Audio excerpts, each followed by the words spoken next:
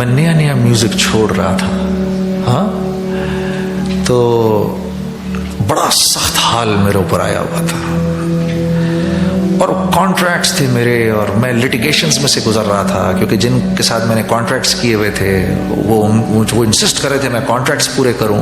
फिर मैंने दाढ़ी रख ली थी, थोड़ी थोड़ी मेरी दाढ़ी आ गई थी, काफ़ी बल के आ गई थी, तो उनकी ये थी कि नहीं हमको तो इस तरह नहीं करना, हमने तो पॉप सिंगर के साथ किया है कॉन्ट्रैक्ट। तो मैं कि जी मुश्किल में फंसा, रोज़ मरता था, रोज़ जीता था, एक एक कदम मेरा मनो भारी हुआ था उस वक़्त। बस खुदा की कसम, अल्लाह की ज़ात के सिवा कोई नहीं था मेरे पास उस वक़्त।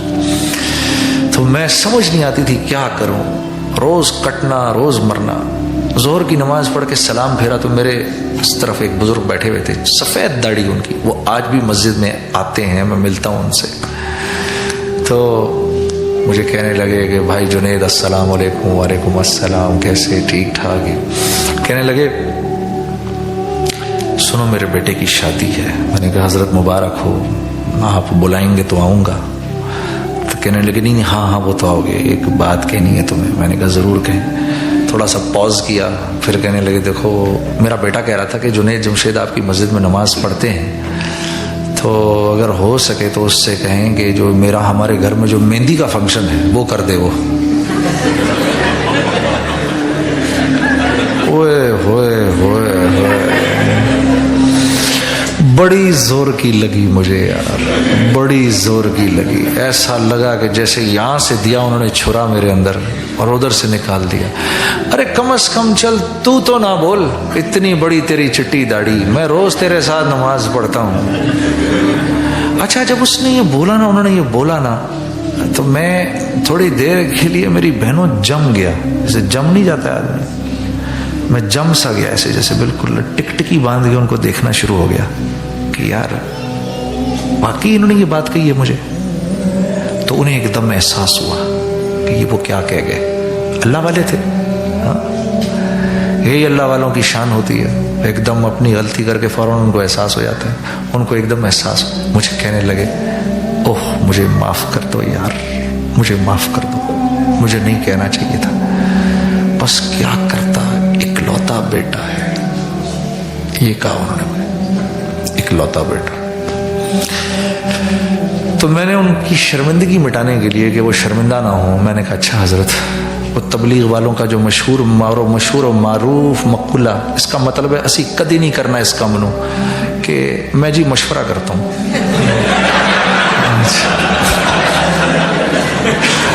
भूल जाओ, कोई आपको तबलीग वाला ये कहना जी मैं आपको मशवरा करके बताता हूँ, भूल जाओ, उसने कभी नहीं करना उस काम को।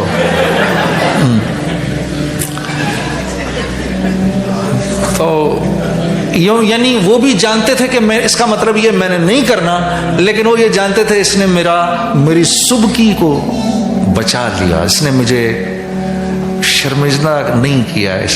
कहा हाँ मशवरा कर ले। और मैं गया हाफिज अब्दुल रशीद सुरती साहब के पास, मैंने जाकर कहा हाफिज साहब ये हुआ मेरे साथ। तो ऐसे उनकी गर्दन ऐसे नीचे चली गई। मैं उस जमाने में उनसे जुड़ा कर, आज भी हमारे कराची के अमीर हैं तबलीग के, उस जमाने में तो बहुत मेरा ख्याल रखते थे, हर बात उनके सामने जाकर रखनी। तो ऐसे नजरें नीचे, ऐसे सर नीचे चला गया, यूं जो सर उठाया था, मोटे मोटे आंसू आंखों से टप टप टप, फिर एकदम जलाल में आ गए। तो मेरा दिल करता है कभी किसी ऐसे बाप से भी तो मिलूं जो बेटे को ये कहे कि बेटा मैं जानता हूं ये तेरी ख्वाहिश है, लेकिन मैं क्या करूं कि अल्लाह और उसके रसूल का हुक्म नहीं है। कहते हैं मैं कब मिलूंगा किसी ऐसे बाप से। तो ये है इन्नल्लज़ीना क़ालू रब्बुनल्लाह सुम्मा इस्तक़ामू। जम भी गया बेटा मैं नहीं कर सकता, अल्लाह की तरफ से इजाजत नहीं है, मैं नहीं कर सकता बस। तो कैसी फिर जब वो दुनिया से जाएगा, फरिश्ते कहेंगे अल्लाह तखाफू वला तहज़नू, कोई खौफ ना कर। खौफ किस चीज का होता है? खौफ होता है इस बात का मैं कहां जा रहा हूं, मैं कहां जा रहा हूं।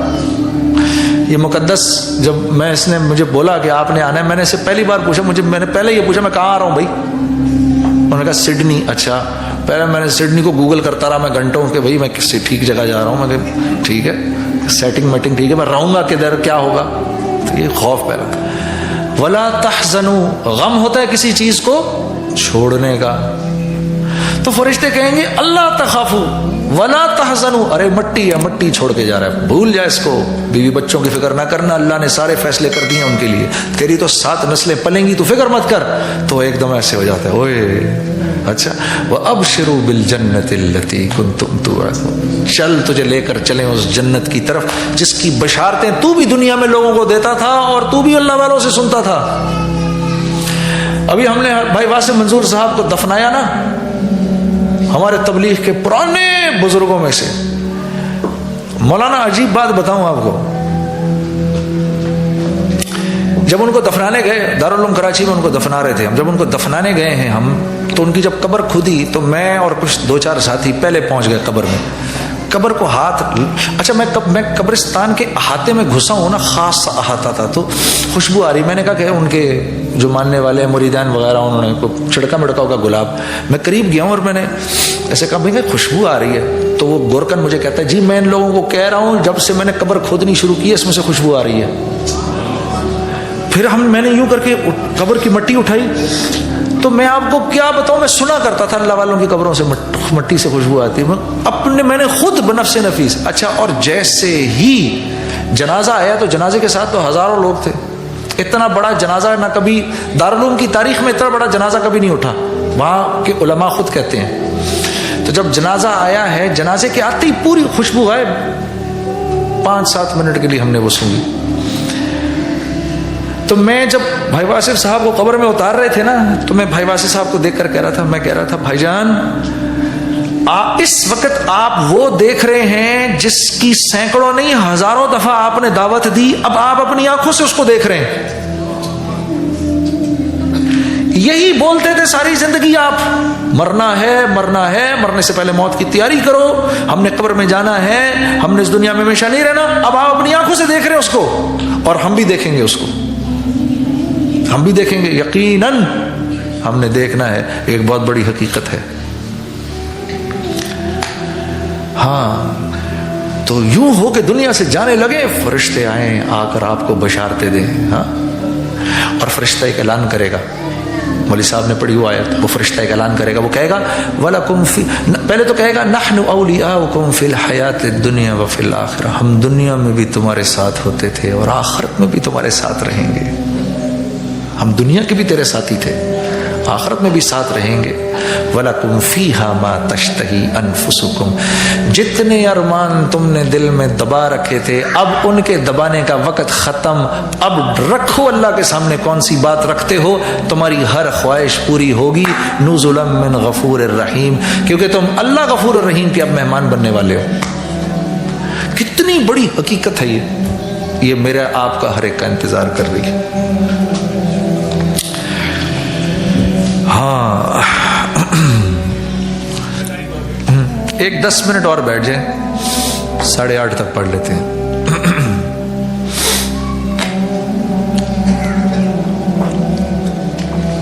میں آپ لوگوں سے کچھ وعدے کرا کے جانا چاہتا ہوں. 10:30 بجے انشاءاللہ ختم کر دیں گے. دیکھو بھائی, ایک تو وعدہ یہ کرنا ہے کہ ہم سب اللہ کے حکموں کو پورا کرنا چاہتے ہیں نا.